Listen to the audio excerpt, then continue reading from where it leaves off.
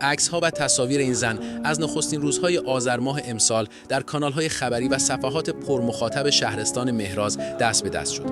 زنی 32 ساله به نام الهام نادری، کسی که غروب روز 10 آذر از خانه خارج شد و بعد از آن دیگر هیچ کس خبری از او نداشت.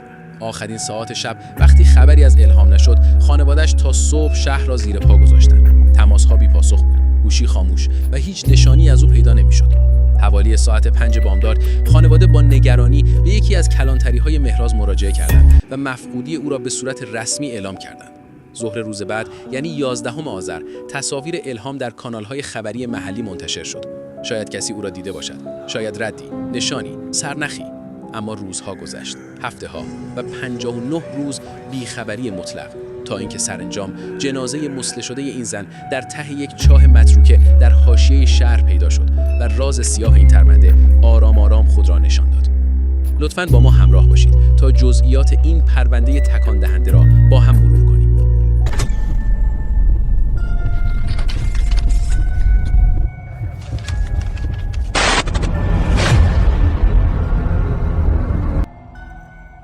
پرونده‌ای که امشب قراره با هم مرور کنیم یکی از تلخ‌ترین و ترسناکترین پرونده‌های جنایی سالهای اخیره.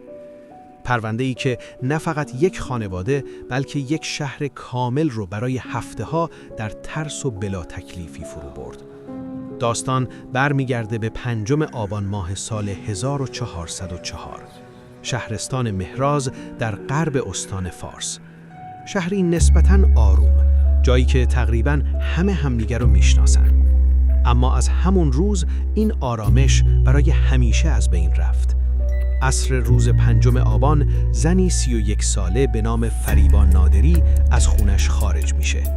حداقل همه فکر میکردن که از خونه خارج شده، اما واقعیت خیلی تاریک‌تر از این حرفها بود. شوهر فریبا اون روز سر کار بوده. حداقل خودش اینطور میگفت. حدود ساعت 9 شب وقتی به خونه برمیگرده با خونه‌ای ساکت و خالی روبرو میشه. به موبایل فریبا زنگ میزنه. خاموش. اولین حدسش اینه که فریبا رفته خونه مادرش، اما تماس با خانواده یه شوک دیگه است. فریبا اونجا هم نیست.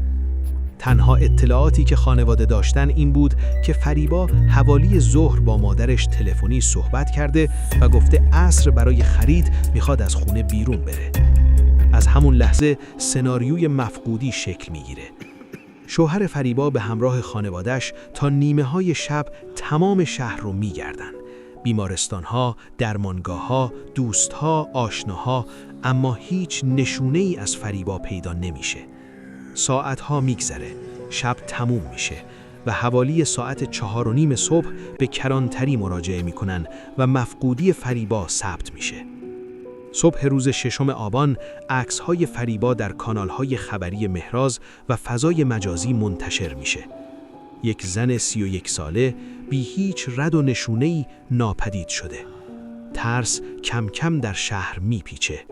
مردم از خودشون میپرسن چه بلایی میتونه سر این زن اومده باشه. پلیس آگاهی وارد پرونده میشه. تحقیقات از نزدیکترین افراد شروع میشه. خانواده، دوستان، همسایه ها.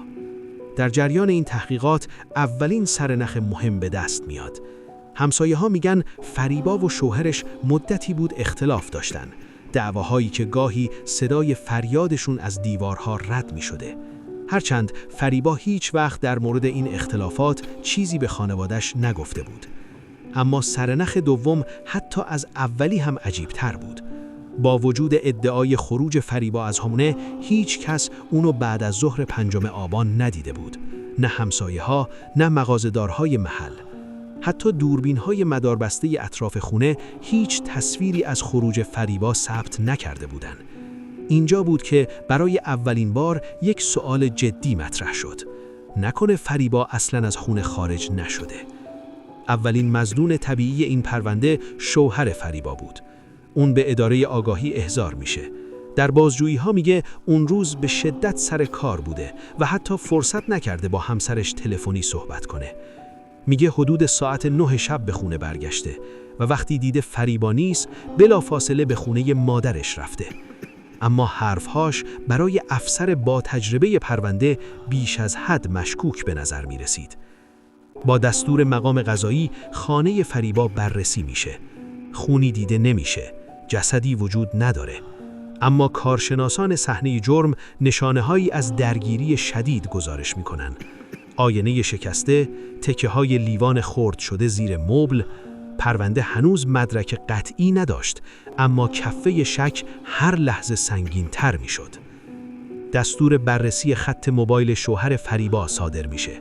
تماس‌ها چیز خاصی نشون نمیده، اما ردزنی آنتن موبایل همه چیز رو تغییر میده. مشخص میشه در ساعتی که ادعا کرده سر کار بوده، حدود 2 ساعت داخل خونه حضور داشته. دقیقاً همون زمانی که موبایل فریبا خاموش شده. از این لحظه به بعد پرونده دیگه یک مفقودی ساده نیست. پرونده وارد فاز قتل میشه. بازجویی‌ها شدیدتر میشه و در نهایت شوهر فریبا در تناقض‌های خودش گیر میفته و اعتراف میکنه. اون میگه اون روز برای برداشتن وسیله‌ای به خونه برگشته، اما بحث و دعوای قدیمی دوباره شعله‌وار شده. کنترل خودش را از دست داده، سیم تلفن رو دور گردن فریبا پیچیده و فشار داده تا نفسش بند بیاد. بعد از قتل برای از بین بردن آثار جرم جسد رو به باغی اطراف مهراز منتقل کرده. جسد رو مطلع کرده.